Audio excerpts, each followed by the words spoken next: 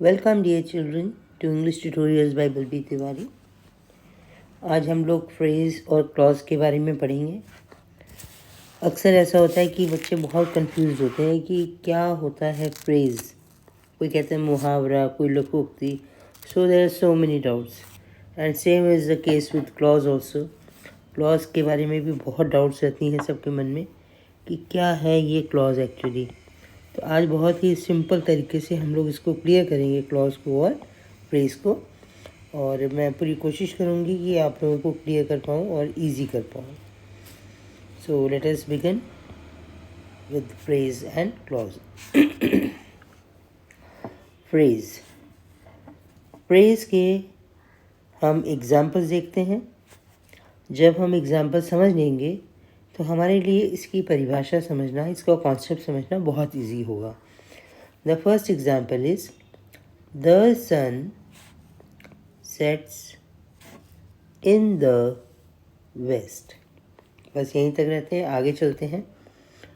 I must start in a short while. I shot an arrow into the air. She goes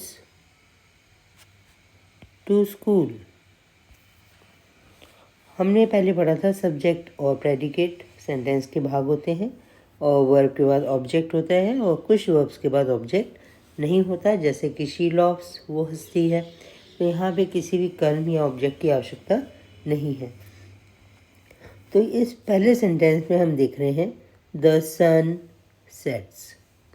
जो सूर्य है वो अस्त होता है। अस्त होता है, बस क्या होता है कुछ नहीं है। लेकिन आगे के वर्ड्स बता रहे हैं इन द वेस्ट, पश्चिम में। पश्चिम में, इन द वेस्ट, ये एक फ्रेज़ है, और ये फ्रेज़ हमें एक मीनिंग देता है। पश्चिम में एक अर्थ है, लेकिन पूर्ण अर्थ नहीं है। आई मस्ट स्टार्ट, मुझे चलना है, मुझे चलना होगा। इन ए शॉर्ट वाइल, कुछ ही समय में मुझे चलना होगा। तो इन ए शॉर्ट वाइल का अर्थ क्या हुआ? कुछ ही समय में। तो आई मस्ट स्टार्ट, मुझे चलना होगा, ये तो एक वाक्य हो गया, और आगे इसका एक भाग है इन ए शॉर्ट वाइल। मीनिंग तो दे रहे हैं, लेकिन ये कंप्लीट मीनिंग नहीं दे रहे। आई शॉट एन एरो, मैंने एक तीर छोड़ा। इनटू द एयर, हवा में। हवा में का मतलब तो है, लेकिन ये कंप्लीट मीनिंग, तो ये जो हवा में है, ये सारे जो ब्रैकेट्स में हमने बनाए हैं, ये सब फ्रेजेस हैं, लेकिन ये एक सेंटेंस नहीं है। सेंटेंस क्यों नहीं है? क्योंकि हमने पढ़ा था कि सेंटेंस की पहचान क्या है, कि सेंटेंस में एक सब्जेक्ट होता है और प्रेडिकेट होता है। सब्जेक्ट हमेशा शुरू में ही आता है ज़्यादातर, और प्रेडिकेट है वाक्य का वो सारा भाग जो सेंटेंस के बारे में बताए। क्या इस भाग में ये जो हमने ब्रैकेट्स में किए हैं, गोले बनाए हैं, एनसर्कल किया है, इसको भी ये टू स्कूल, क्या इनमें आपको कोई सब्जेक्ट नज़र आ रहा है? यहाँ पे कोई भी सब्जेक्ट और प्रेडिकेट जैसी चीज़ नहीं है। लेकिन अगर यहाँ देखें द सन, और बाकी ये जो पूरा भाग है, ये पूरा भाग है, ये इसका प्रेडिकेट कहलाएगा। आई सब्जेक्ट हुआ, ये पूरा भाग इसका प्रेडिकेट होगा। तो ये पूरा तो सेंटेंस है, लेकिन ये जो पोर्शन है ये एक सेंटेंस नहीं है, ये एक फ्रेज़ है जो मीनिंग तो है, लेकिन कंप्लीट मीनिंग नहीं है। तो हम इस निष्कर्ष पर पहुँचे, a phrase is a group of words functioning as a meaningful unit. एक मीनिंगफुल यूनिट बड़ा महत्वपूर्ण शब्द है यहाँ पे। इसका मतलब है एक सार्थक इकाई के रूप में। अगर सेंटेंस को अर्थ के रूप में बांटा जाए तो ये भी एक इकाई है जो अपने आप में छोटा सा मीनिंग, छोटा सा अर्थ, जो अपने आप में सार्थक है। और फ्रेज की क्या पहचान है? It is not a sentence.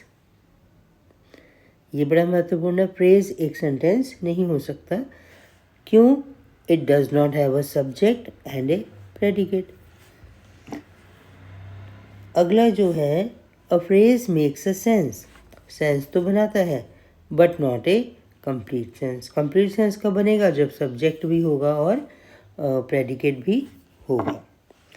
तो ये मैंने कोशिश करी थी, उम्मीद है कि बच्चों को क्लियर हुआ होगा। आगे हम चलते हैं क्लॉज के ऊपर। क्लॉज में हम लोग पढ़ेंगे अभी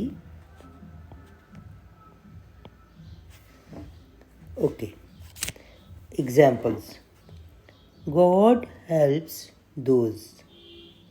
ईश्वर मदद करते हैं उनकी, और इसको हिंदी में ले लें, ईश्वर उनकी मदद करते हैं हु हेल्प देमसेल्व्स, जो स्वयं की मदद करते हैं।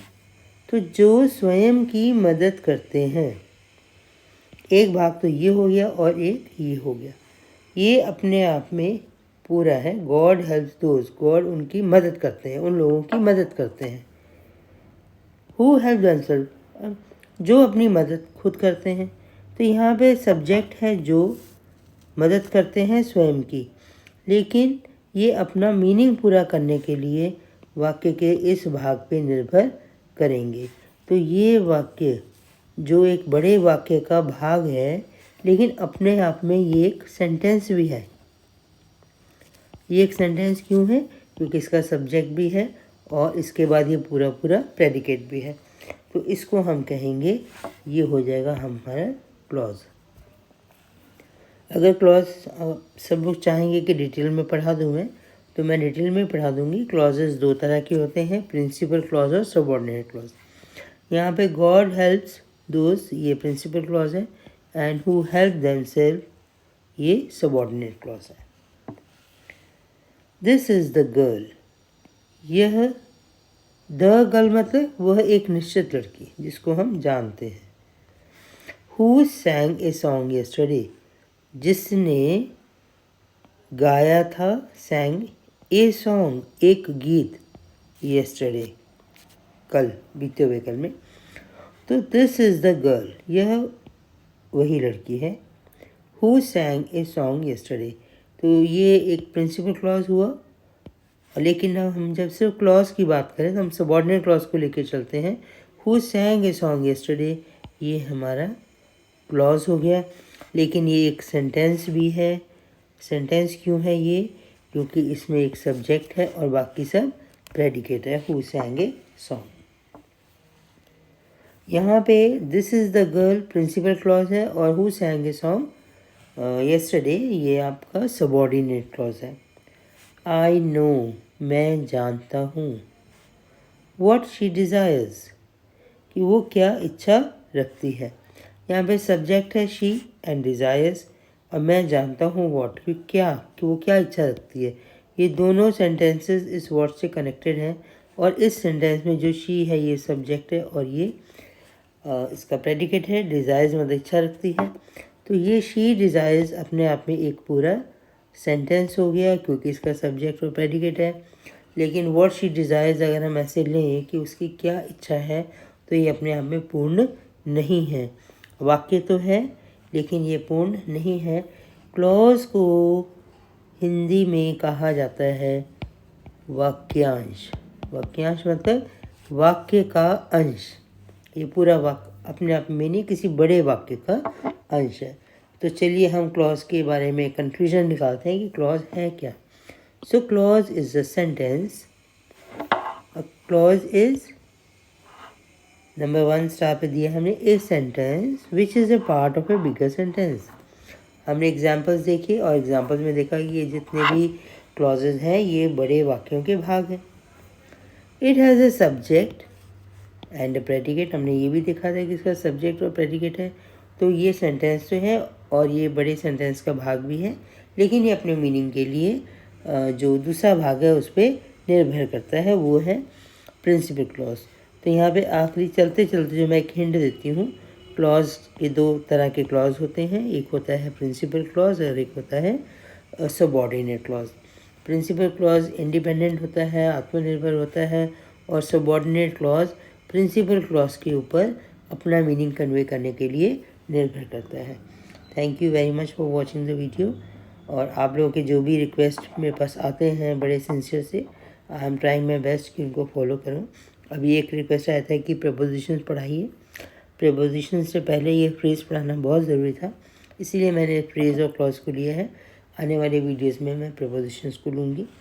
और आरपीएससी के कैंडिडेट्स ने भी रिक्वेस्ट किया हुआ है कि आप ग्रेड 1 के इंग्लिश जो साइकोलॉजी है, एजुकेशनल साइकोलॉजी, वो पढ़ाएं, ग्रामर।